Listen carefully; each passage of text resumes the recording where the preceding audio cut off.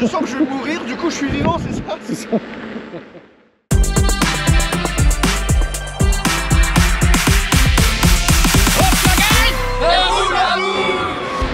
Bonjour et bienvenue dans une nouvelle petite aventure des Wheelers d'Alsace, aujourd'hui sous des températures à la limite du raisonnable.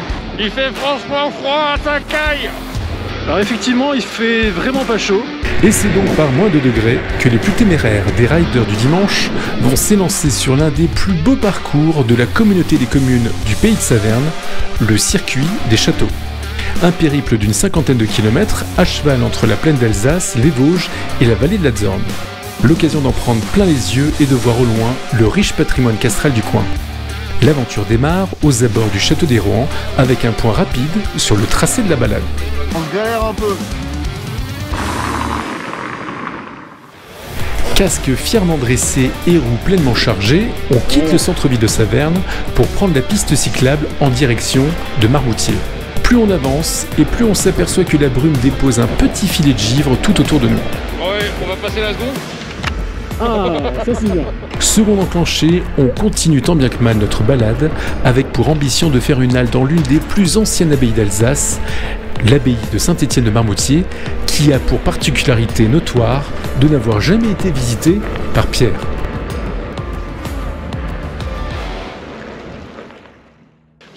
Il en reste quand même une que j'ai pas vue en France. Je pense que c'est la plus près de chez moi, mais voilà. Fondée au VIe siècle, l'abbaye de Saint-Étienne de Marmoutier incarne l'idéal bénédictin mêlant contemplation spirituelle et travail manuel. Cet important monastère devint un centre religieux et culturel influent sous l'Empire carolingien et dont le territoire, appelé Marche de Marmoutier, était particulièrement vaste. Après des destructions au cours des guerres médiévales, son rayonnement déclina progressivement à partir de la Renaissance. Ils sont en avance à Marmoutier, il y a déjà le petit Jésus dans la crèche. Et on continue l'aventure en faisant le tour du propriétaire et la rencontre de Gentil Toutou qui garde jalousement ce joyau de l'art roman alsacien. Le temps d'apprécier les cloches et pour d'aider les plus petites venelles de la ville, on s'élance sur les hauteurs du Tannenwald où une ambiance de jeu vidéo nous attend. Moi je trouve qu'on a une belle visibilité aujourd'hui. Oh, c'est très bien, regardez-moi ce paysage. On se croirait dans Silent Hill.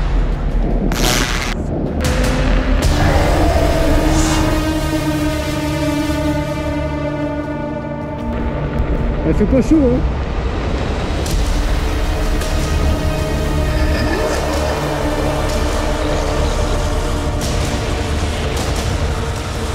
On est d'accord que t'es en train de perdre ton pantalon là? Tu prends? Non. Non. D'accord, je vois rien mais d'accord.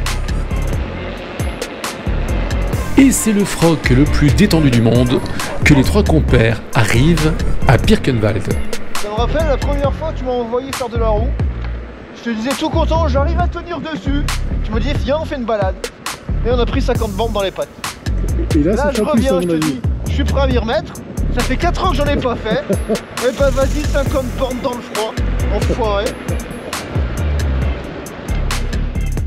C'est officiel, j'ai froqué. Réglé. Les pelotons tout gelés, on arrive enfin à Reinhardt-Münster pour la partie pleinement forestière du massif des Vosges. Attends, je sens que je vais mourir, du coup je suis vivant, c'est ça? La dernière fois qu'on a roulé par ce temps-là, on a fait au bar aller-retour. Ça fait quand même 6 km quoi. Là on est à 30. Et on est con, mais c'est pas possible ça.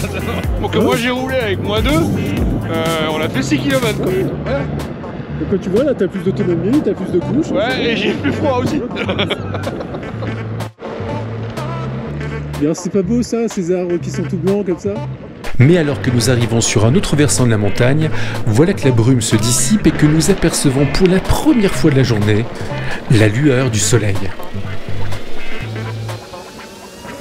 On s'empresse de descendre vers la vallée de la Zorn pour voir de nos propres yeux la limite que dessinent les nuages entre la plaine et les Vosges, entre l'Alsace et la Lorraine, et où seuls les châteaux du Kerolzek, du Grafenstein et du Haut-Bar surplombent avec majesté ce territoire si cher à notre cœur.